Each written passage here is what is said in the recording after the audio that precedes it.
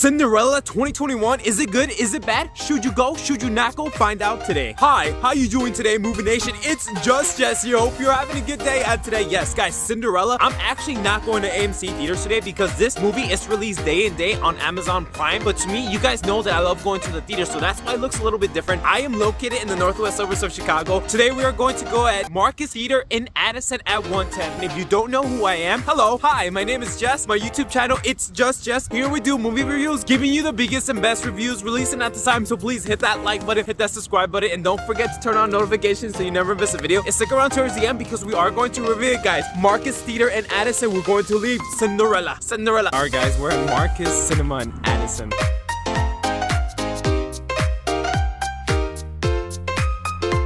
Okay, Movie Nation, let's talk about the movie. So we got Cinderella 2021 version. I just want to say I am so sorry. I sound a little bit weird is because it's getting colder here in the northwest suburbs of Chicago and Illinois, probably because of my sinuses and allergies, but I'm still gonna do this video. I know Cinderella 2021 was available for Amazon Prime online, and I could have watched it online because I had Amazon Prime. Unfortunately, I chose not to do that and went to the theaters in Marcus and Theater in Addison because to me, the theater experience beats way more than watching at home. We got Cinderella 2021 version starring Camila Cabello. Now, I already seen online, and a lot of people have been telling me they have ruined a cult classic. To me, it's not necessarily it's a mess or that they ruined it. It just feels like a different take on a classic tale that we and you already know and grown to love. So I saw the 2015 version, Cinderella, with Lily James, 2015 on Friday before watching this movie on Saturday. It's a classic story of Cinderella, but remixes it and changes it and also adds a bit of a new perspective, and it tackles some of the genres and dynamic of the film that we know to grow and love, but also hits it at a new direction. The movie's showing it to people that already know what it is, because basically, let's break it down like this. This movie is like a dialogue dramatic movie, but it's also broken up, and like I feel like half of the movie is singing and dancing, which is like a musical. Now a lot of people are probably not gonna like that because the Cinderella 2015, and I'm not trying to make a comparison video, but that's where I'm coming from. It's like a very new genre. It's like if you like the Pitch Perfect, The Greatest Showman, In the Heights, it's stuff like that, but it just feels like the singing and dancing in this film, especially the dancing, is toned down. Now I get it. I'm not trying to say that Amazon Prime or Amazon Studios doesn't have like a big budget as like DreamWorks or Pixar or any of the other, or like Disney. I mean, it was different, don't get me wrong. I don't necessarily think it ruins it. I mean, it's nice, but I was just like, whoa, because you guys know I don't watch trailers until after I see the movie. So basically there's talking, there's singing and dancing, and it feels like the music that they play is popular old songs that get remixed in this movie. So I heard Am I Wrong by Nico, and there's other movies too, like classic rock, but also changes the lyrics and a little bit of the tempo and beats to incorporate the Cinderella story elements into the movie. I thought that was beautifully done. I mean, I don't think, because all the soundtrack at the end, when I said until the credits, it was original songs that me and you probably seen on the radio or like different genres. Camila Mendes stars as Cinderella here, and she adds a little bit new twist to the role. She's witty, she's charming, other than she's gorgeous and beautiful, by the way. I watched Shang-Chi, The Legend of the Ten Rings, and I know some of you are like, why does this have to do with it? During the preview events on Thursday, I think it was an AMC theater where they were talking about like future trailers or movies, and I heard in an interview saying that Camila Mendes says she wants to fall in love, but that doesn't want to come at the expense of her work. So Camila Mendes is different in this movie because she still has the evil stepsisters, she still has the evil stepmother, but it glazes over the beginning part. Like the 2015 version tells you like the father died, the mother died, and now she has to deal with them. No, this movie starts off with her living with her stepsisters and her stepmother, and in the beginning I kind of felt like they were kind of too nice because it felt like they had a good chemistry dynamic. However, that quickly turns when she wants to go to the ball because her dress gets completely ruined by the stepmother, and it gets a little bit physical, which 2015 version didn't actually do. She has dreams of becoming her own fashion designer. She makes dresses out of her own imagination, she draws them out, she uses cloth, and back then in this movie it says that women cannot own shops, which is bizarre because Camila Mendes as Cinderella in this role feels like she's living in a different time. It feels like 2021 version of a Cinderella, but like reversed back into like that time frame in like castle ages. She wants to be an independent woman, she wants to travel the world, she wants to be a business owner, she wants to do her own thing. She doesn't want to have to choose in and or, you know, she wants to be in love, but she also wants to do her thing, which is amazing because it shows like, and I'm a guy too, but it shows girls that you could be in love with a dude but also have your own passion dynamics. Because even me reading books or like growing up in school, it's like, oh, your girl needs a guy to like be with, to be together. Not necessarily it's always the case, so I'm really glad that she has her own side to it. Now Prince Charming here is amazing, and actually in this movie we actually see their family, because in the other movies it's just him, it's just Prince the guy, but now we see his sister, his mother, dynamics of the chemistry of their family, and he has like a group of friends, which is great because now we actually get more context to the prince. It was always Cinderella, blah blah blah, but we never actually actually get to see what the guy is up to, like what are his thoughts, what's his emotions, like what's his family like why doesn't he get to live? Like theater that I was in, people were cheering, people were laughing, and I feel like that you could only get in the theater experience, because when the movie was over, people were like dancing because the songs